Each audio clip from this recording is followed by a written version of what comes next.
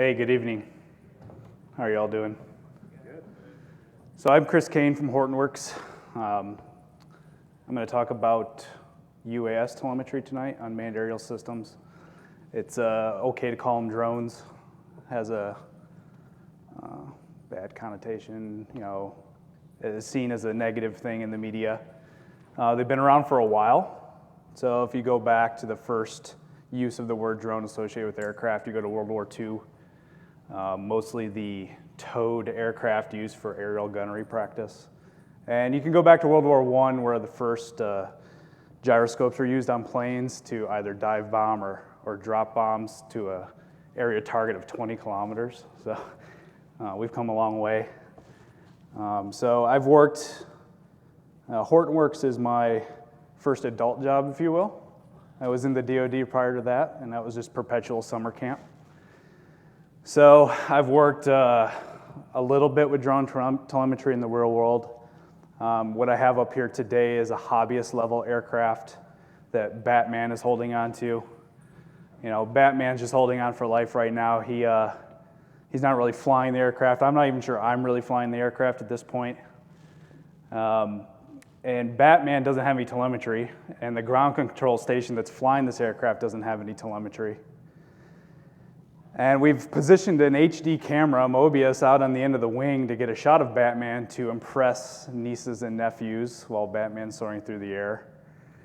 And did not account for the fact that that camera was adding weight off the center of gravity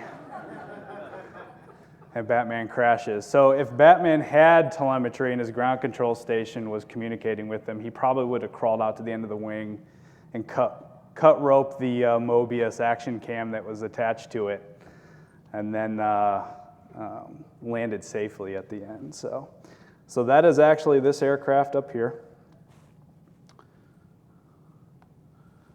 So consumer, hobbyist model aircraft that have been around for decades. New rules coming out that apply to these as far as how you can fly them, their line of sight. You'll see an antenna sticking out of the top. That's 915 megahertz, very similar to the cordless phone that you used to have in your house. So that transmits telemetry. That's a push and pull. So you can command and control this aircraft from the ground. There's a GUI-based software. The protocol is called Mavlink. And I can program waypoints in this aircraft, throw it in the air, and I'm not talking about starting the motor or anything. Throw it in the air. It will fly that route and return to land. So this also applies to rotary or multi-rotor aircraft. You may have heard of quadcopters. DJI Global and 3DR are very popular in Best Buy and all that, or you can build your own. Same software, different firmware that you apply to it. Inside is a computer based on Arduino, and then there's a GPS puck on top there. So what we're going to talk about, a little more specific, we're going to go over a full application architecture to show how this telemetry goes from the aircraft all the way out to the ground control station. In the real world, that may be satellite link. For here, like I said, 915 megahertz. I've got a range of several kilometers. I can go with that. Up through Apache Knocks has a gateway, wherever that is, so HTTPS. A custom web application that will do throttling and provide the actual API. I'm going to write that out to Kafka. Storm will pick it up. And that's where Storm, the real work can be done. We can say, hey, this aircraft is pitching forward at 1.5 radians. It's a cargo plane. That's really bad, right? He should never do that. I'm going to alert all the other aircraft in the area. All right, that's where Storm would come in on this. For this example, so we're going to write this out to HBase and Solar, and then we're going to show how to query that data spatially, and in Solar's case, temporally. Spatial using latitude and longitude, and then a geohash, which we'll get into. And then on Solar side, temporally, we'll use Solar's query syntax to say, hey, what are all the missions that are flying, that have sent me telemetry in the last 10 seconds and things like that. So let's just go over real quick why this is a big data problem. So if you go on to FlightAware, it's an app you can get on your mobile phone. You can look at, you can like track your flight as it comes in, your inbound flight. But it also gives you statistics on all of the aircraft in the air. So at 05 this morning, local time, I apologize. FlightAware was tracking 9,800 aircraft in the air at one time. Let's say that now those are manned aircraft. And let's say in the future, some of those cargo flights are replaced with unmanned aircraft, UAS, or drones, right? They're going to have a lot more telemetry than this guy does. This has 3 telemetry sets per second. All right, so if we do the math on that, you're coming out to about 4.4 million across all those flights coming in. So it's quite a bit of data, and you want to be actionable with that data.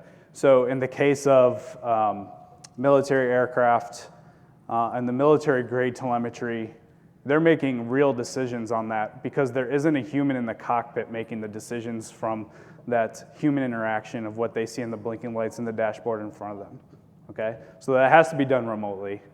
That needs to go over the lowest latency link possible, although not always probable because you might be out in the middle of nowhere and satellite is your lowest latency link, which is not a low latency link to us, right? Everyone who talks about real-time ingest likes to say single millisecond numbers and all that. You won't achieve that, but you get as fast as you can. So military grade key length value pair, that telemetry is embedded in MPEG-2 video. It's not a separate textual based stream like this is to parse. You actually go into a PID of the MPEG-2 and parse the KLV. It's an open spec. The funny thing is the motion industry standards base makes that spec. And when you go and read it, it's like, it's got really, well, to me, neat things, center of target and payload and things like that. And you're like, I'm on the motion industry standards base website right now, and I'm reading about all of these military terms.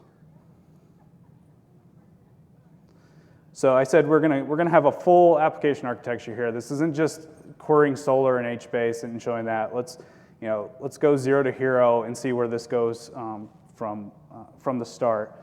So here's my aircraft. I've got this frequency range that I'm transmitting on, and I'm picking that up at a ground station. Right now, that ground station is this 900 megahertz receiver plugged into the Mac.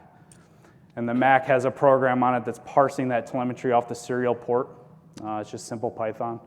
In the real world, you're not, we aren't going to go from this aircraft to my Mac and then over my cell phone. Ideally, I'd like it to go straight cellular from the aircraft itself.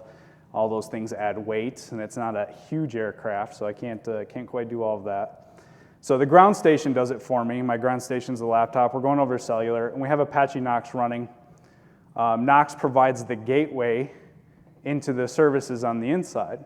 Now, you might be, if you aren't familiar with Knocks, it's an API gateway to Hadoop services by default. So when you open up Apache Knocks and you want to do a web HDFS API call to just put a file into HDFS, that's what Knocks does for you. It's a great way to avoid using Kerberos. So username and password connected to LDAP. I can get a file in. You can scale Knocks out by instances. It's great to put on a VM, and I can split my writes up that way if I wanted to, and then merge them on the other side once they're inside HDFS. But Knocks also has the ability to host custom APIs, and that's completely XML configuration driven. So we'll get into that a little bit later. So on the other side of Knocks, of course, I have to have a REST service. I chose the Undertow. I believe it is the new web service underneath the latest JBoss version. It was written by Red Hat from the ground up. It's very fast and it's very small, so it's easy to embed. I'm doing a Java jar with a class path instead of setting up Tomcat and all these heavy things, which is very ideal to me. So Undertow takes that telemetry coming from the aircraft. It's going to put it into JSON and then pop it onto Kafka, and we can consume from there. Always get the data to Kafka, and then let everyone consume from there. So Storm's going to pick it up, and Storm will do its alerts if it's designed to. and in this case, we're just going to get it to HBase and Solar. It's kind of, when you're reading from Kafka and writing it to HBase and Solar, it's kind of the hello world of Storm, right? Like Storm is this really powerful tool to do processing, but it's like, hey, we wrote it to HBase and Solar, that's great. And we've got Storm going, that's your hello world. So I kind of went the hello world route here. So under the HBase picture here, I've got, those are tables. So a table called spatial and a table called missions. Spatial will be our data table, and it will contain all the telemetry sets per aircraft. And then the missions table is just a, what's the latest telemetry set I got from one mission, all right? Because I might just want to say, hey, what are all the current missions that are flying, and get that answer out of HBase, all right? And we'll talk about HBase's time to live feature, and a even newer feature where you can do no compaction removal of the time to live rows inside of HBase.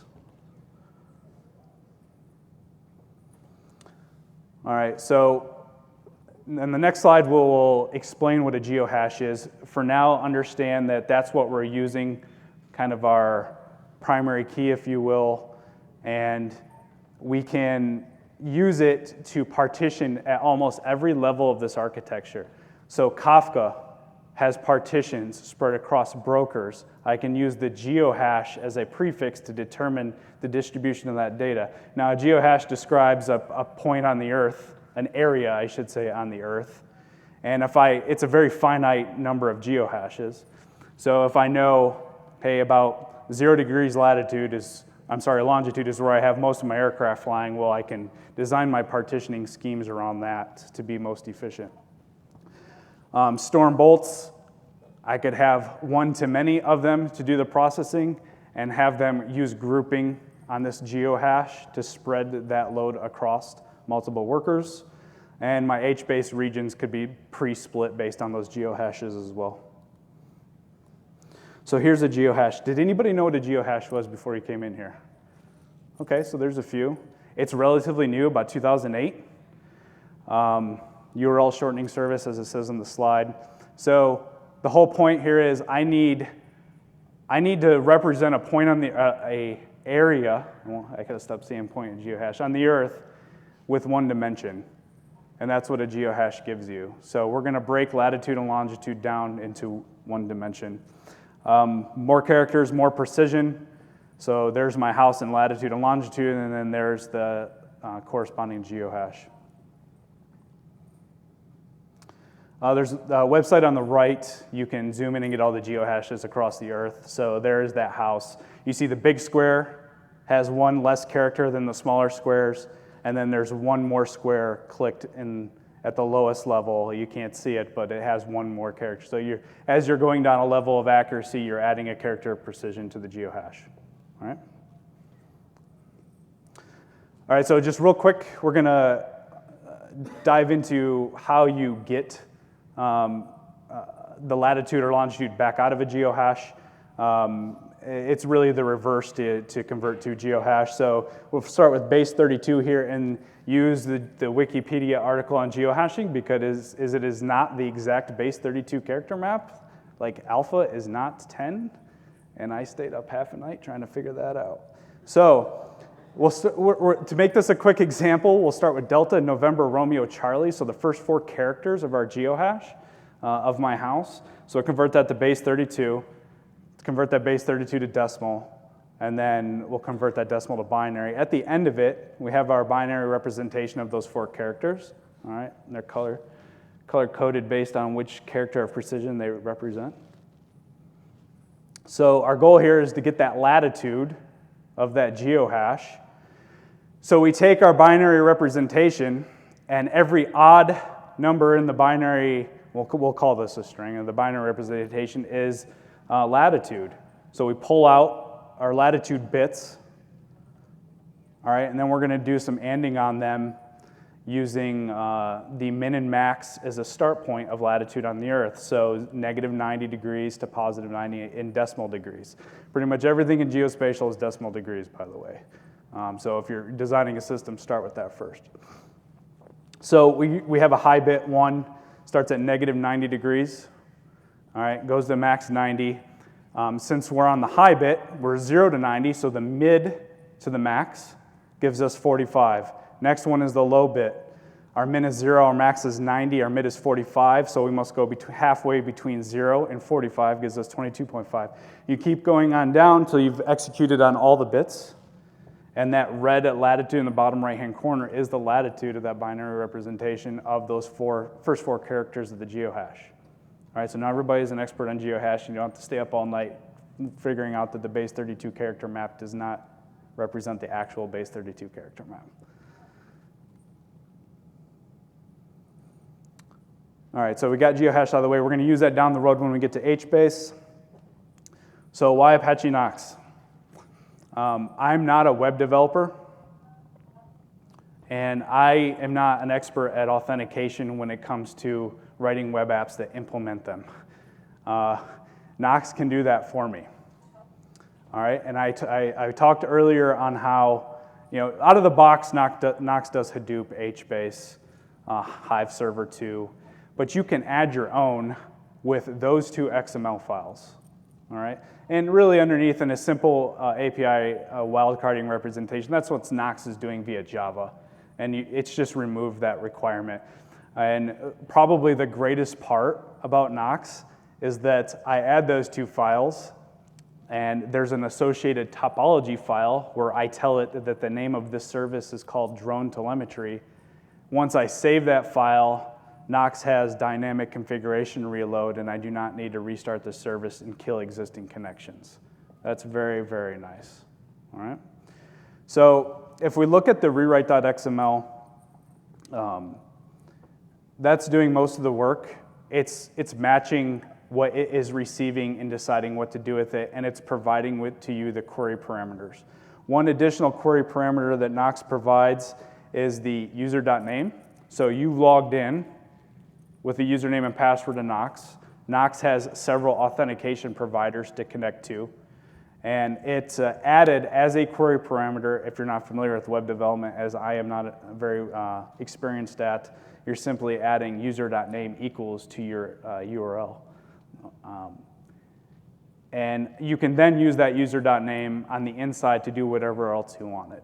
HBase, I have cell level security. I could use that user.name to say, you're not allowed to view everybody's missions or everybody's flights, something to that effect. All right.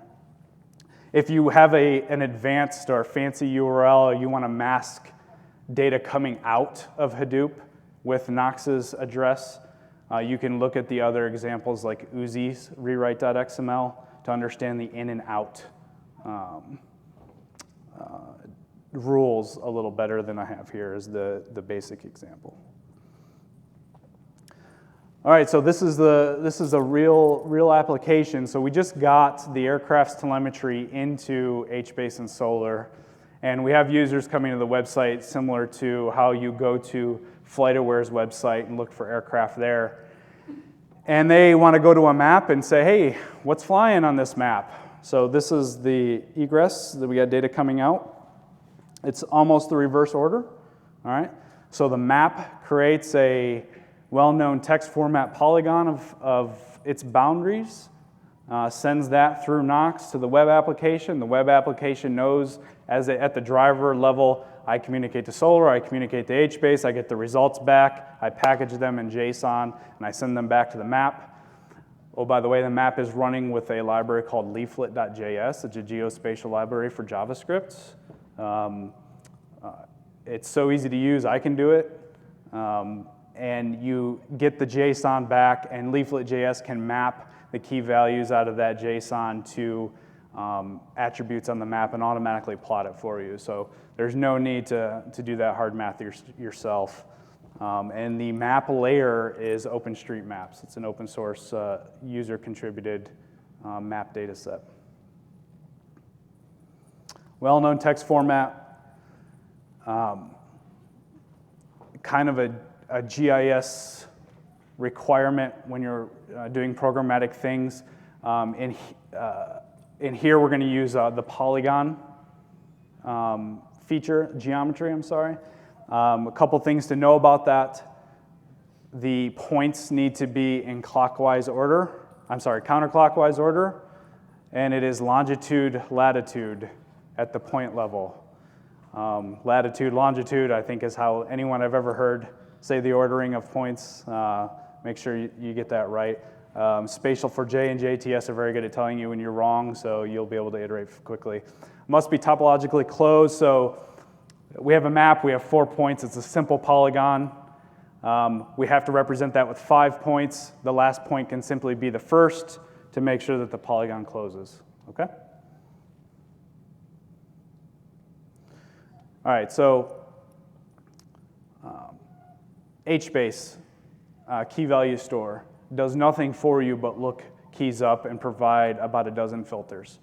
It doesn't have built-in functions to do what we're about to do like Solar does, all right? It's a blank canvas, and you can do with it what you want. Since it is key value, that key can't simply be latitude and longitude. We must break those 2 dimensions down into one. That was where the geohash comes in. So I will keep this example simple. We don't have a very advanced row key here. We will likely hotspot with just a geohash. That will be up to you to add additional metadata to that row key. But the geohash is what we use on the prefix of the row key to scan to find good candidates for matches on our map. So I didn't say results, I said candidates, okay? You'll have to add spatial for J and JTS geospatial libraries to do this work, and you have to do it all yourself. So we're gonna go over a little bit of that here. There is that well-known text format polygon. There's 5 points there, longitude, latitude, enclosed in the last point with the first one so that we are completely enclosed.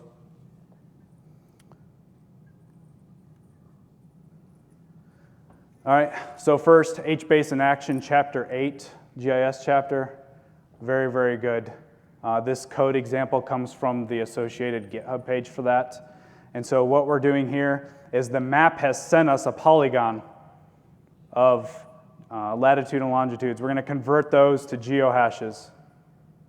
We're gonna find candidates in HBase that might match within our map. Candidates, okay? So the geohash is an area, it's not a point, all right? It also, if you get to the prime meridian, Greenwich, and the geohash prefixes are completely different on either side of the line, okay? That's kind of a well-known thing about geohash. So that's why we're finding candidates, and then once we get our candidates at the client or HBase filter level running on a region server, we'll actually use latitude and longitude comparators to get our real matches for accuracy. I didn't really explain. Geometry query equals reader.read polygon. So that's where we've converted that string, the well-known text, into an object used by JTS, I believe, which is that geometry class. And we get over here, and we created prefixes out of them. Not seen here, but we went around our area and got some minimum boundaries, all right? And then we're gonna scan using the prefix of that whole area around where we think the point is and get all of our candidates back. So we iterate over and do multiple scans based on each one. The prefix filter is the filter for the geohash. You can ignore the page filter. That's simply so Chrome doesn't fall over on me. I didn't filter it anywhere else. I don't bring back 5,000 polygons back to Chrome. I won't like it.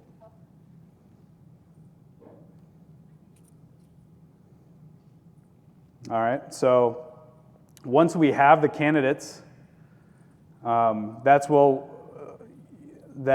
query.contains point is the actual latitude and longitude comparison. All right, so that gives us the actual match back. And we may exclude a lot of them. They may have been right outside the boundary area of our map. That's fine. The geohash gave us a nice subset of the whole HBase table, and we went home at the end of the day and felt good about being efficient at that level. Like I said, all of this can be done in an HBase filter running on the region servers, or more easily at the client as it comes back. And then you would have to handle your client heaps and things like that depending on how many candidates you think you'll get back. All right, so HBase was one of our databases. We also have Solar, all right, using it as a database here. Solar has all this stuff built in, and we can query it like a query language, and that's great. It's very, very nice. And I don't know if you're aware, but Solar recently added SQL. I haven't used it yet, but it would be interesting to see how that applies to the geospatial stuff as well. So in Solar, you have two lines of spatial capability. You have the spatial for J. How far away is this point from me? How many points are within 20 kilometers of me? Things like that. You must add the JTS libraries to your Solar server class path and start it back up if you want to say how many points lie within this polygon. That's the line that you draw. So here's the query syntax. I have a field. I'm calling intersects on this polygon, just like the geohash prefix HBase example. But notice there's no geohash involved here at all. It's all latitude and longitude. And then sort it by the ground control station time descending. Here's what a response looks like. There's that user.name, classic Knocks Tom there as the username. Ground control station time was just simple C time. And we have some other real telemetry points in there that are quite interesting, like the roll, pitch, and yaw angles in radians that you could do some fun things with. Notice the latitude and longitudes on the map. They are, I'm sorry, the clock is frozen, so I have no idea how much time is left. I apologize. So the latitude and longitudes on the map, showing you where that boundary was, and then the results you got back in. So breaking this down a little bit more, I was kind of explaining it. There's the class name that you're going to use in Solar from JTS. This whole XML tag here, a field type, is it's by default in the Solar schema, so you don't have to add that. I think distance units and kilometers was something that I added. It may default to that, to be honest. I didn't check. And then the JTS libraries in the Solar server. So your field type name is location RPT, and your actual field that you're ingesting to is called the geo_location. So geo_location in Solar speak is of type location_RPT. And in Solar, you have int, string, all of those things. This is just simply another field type that represents a much more advanced object like the polygon and some others too. Okay, so that was HBase and Solar point and polygon example, or show me all the flights in this map, all right? Here's another one that goes back to the missions table. So we had two HBase tables. We had spatial, which we just queried with point and polygon, and we have missions. Missions is simply one row per aircraft that's flying that represents its current telemetry, all right? And if I write to HBase with the same row key and all the same values, I'm simply going to basically upsert, right? You don't write a new row. You don't have your new unique data. So I just have one row per mission. I have set this table to be time to live. In this example, it's 1 hour. In a Hortonworks community conversation with Ennis and HBase committer, we were asking how low can we go on this. We wanted to go to 30 minutes. It seemed kind of iffy, but HBase in HBase 14468 has a new no compaction time to live clean out feature. So you won't incur the additional overhead of HBase compactions with this time to live. That's in several HBase versions. I'm running 1.1 here, but 1.3 definitely is available. So I think probably most everyone will be up to that speed if they aren't already. So this is just a simple row scan. show me all the missions. If there's 9,000, that's in HBase terms, that's not a lot of rows, right? If there's 9,000 active flights. So we aren't going to worry about filtering that too much. Even the associated telemetry points with each of those 9,000 missions probably wouldn't be a lot, but you can use additional filters to pull back whatever column qualifiers that you wanted out of HBase and not pull all the data back if your telemetry set was very large. So here's the Solar equivalent. I'm going to facet on mission name, and I'm going to go back 1 minute. Rows equals 0, start equals 0. So this is going to give me slightly different results than HBase. I'm going to get all the unique missions and then the number of times they show up within the last minute. So that does have a temporal filter there as well. But if you're looking for all the current missions flying, you can choose your time span to go back on. So what's different about how the data is stored for Solar in this case than HBase? HBase, we made a new table. We set time to live. We used some special HBase feature about how it controls the data. In Solar, we're simply querying the same big table that we had, or big collection that we had for the other queries that we're doing point and polygon and things like that. But because the query language implements more for you, we can go against that table with some efficiency and not have to, go against that collection with some efficiency and not have to worry about creating a separate collection just to facilitate this kind of query.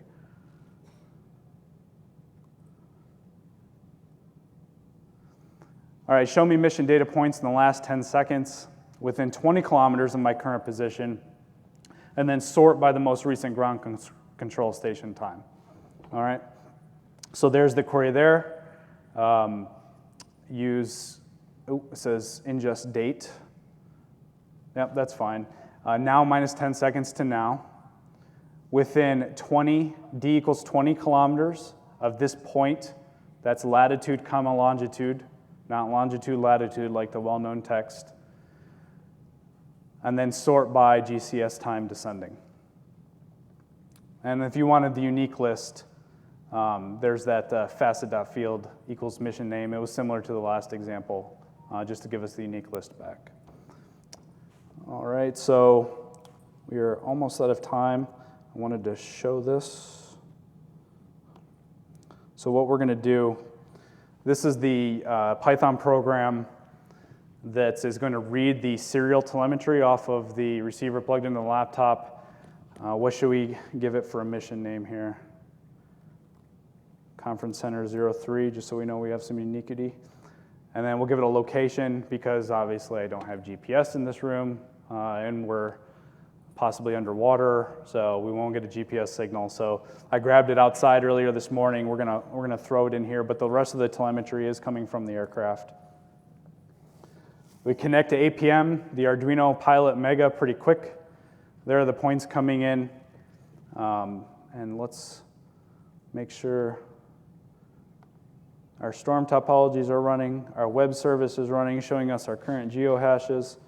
Let's look at the map.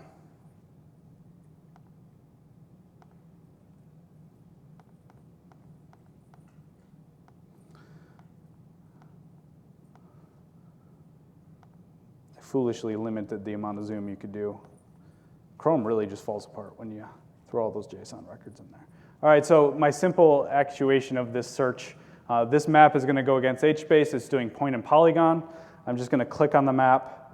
It's going to go back, and we have some telemetry points. We should have two groups here, one of them from my hotel this morning and the other one from the conference center. So you can see the aircraft icon in the southeast is us right now. I think I'm pulling back 1,000 telemetry points. That was pretty decent.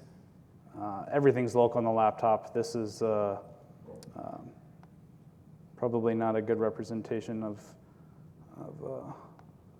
speed, but you can see some things that are happening in there. If we look at network, we're in about 107 milliseconds. And then the same query in Solar, polygon, point and polygon, or show me all the flights in a map. over California. Sorry, I'm not plotting this on the map, but here are my results. 6,254. There's our conference center 03. We are going up here. Take a look at the pitch angle, 0.04. It's not a, I'm on a chair, I didn't calibrate it before we flew. It's probably going to crash just like Batman did. But I'm a cargo plane. I'm flying over the central US, and I start doing that, and that's bad. So let's look at our pitch angle now. Getting a little higher.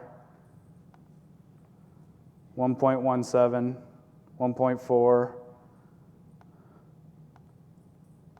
It's so out of tune, we can't even hit 1.5 radians, but I'm straight down. All right. So that's coming through the system. That's coming out of solar right there. If I were to pitch back up, we should get closer to 1.5. There's 0.3, 1.0, 1.36. All right. So if you inject into solar at that point, if you start doing some fancy stuff in Storm to alert, that's really where the benefit of this comes in.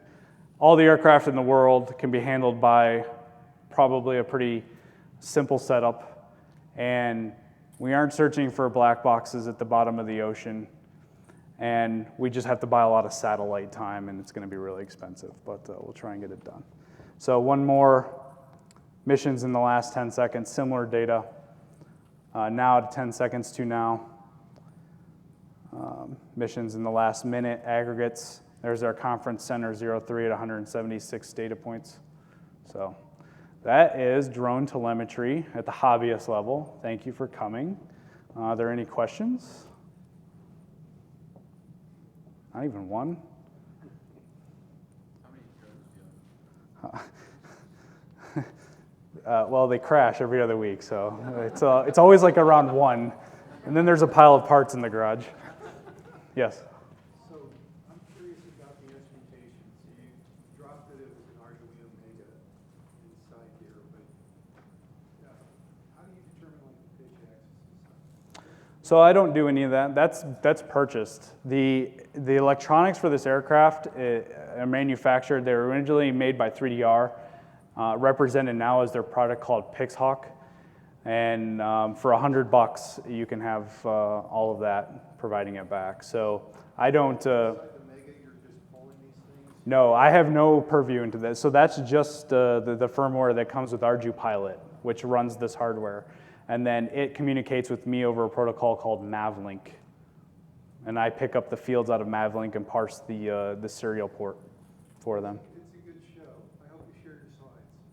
Sure, we'll do. Anything else? All right, thanks for coming.